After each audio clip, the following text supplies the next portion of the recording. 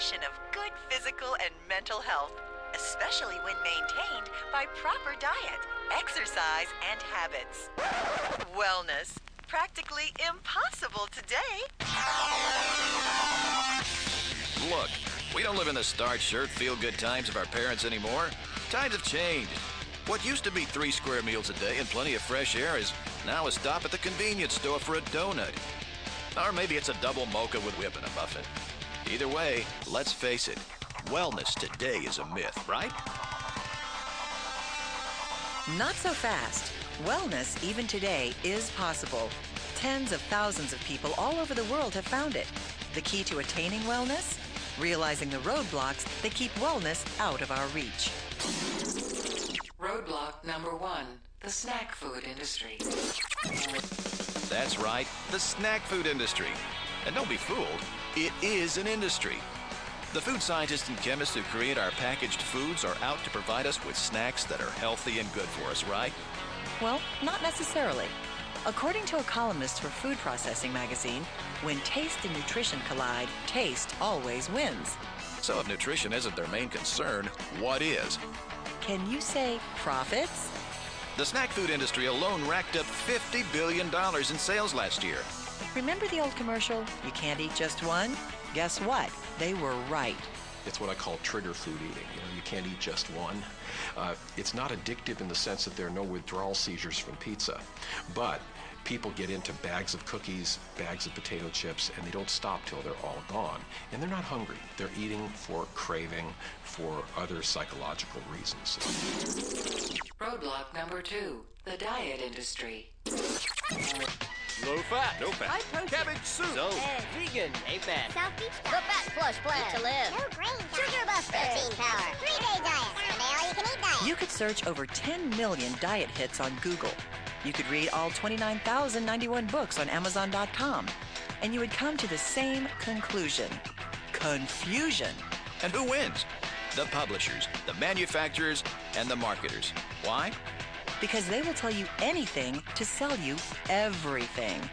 Well, the main reason that diets fail is that they may promise something which doesn't really happen. It's usually a magic formula or secret that you can do some little trick like eliminate all sugars, eliminate all fats, and keep eating the way you always have been. So you can have your cake and eat it too. Roadblock number 3, the restaurant industry. I know this hurts, but it's true. Think about it. When was the last time you noticed your plate? It's not a plate, it's a platter. Portion sizes have been expanding. In restaurants in the United States, people want to take home a doggy bag. You may have only paid $6 for dinner, but you want a big portion. If you got a small portion, you wouldn't be satisfied. You'd go to another restaurant. So this constant competition for quantities of food at low cost, and the cheapest way to make food is to add more hidden fat and sugar, is really driving this obesity epidemic. Roadblock number 4, the fashion industry. Beauty, glamour, romantic date hair, tight abs, and a firm butt. It's what we all want, right?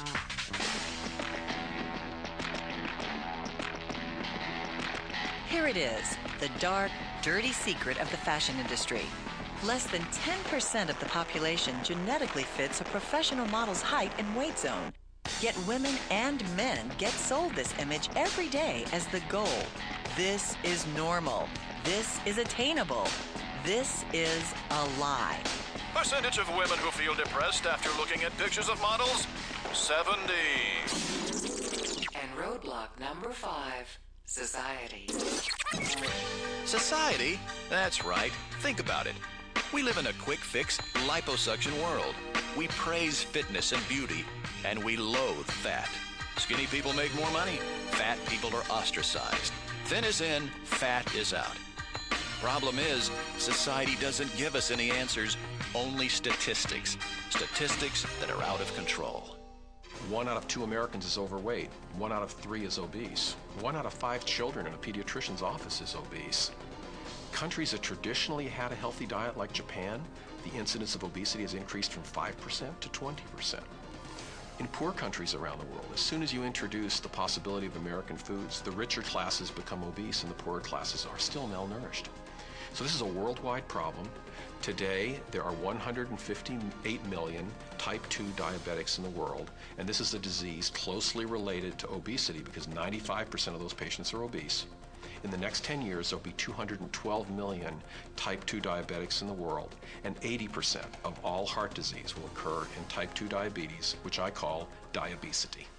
The roadblocks are real, and they are working. Never before in our history have we as a nation been so fat. And it's not just about how you look, it's about your life, how long you will live, how long you will be around for your family. You see, wellness is a way of life that changes everything. The way you feel, the way you relate to people, and the way you look.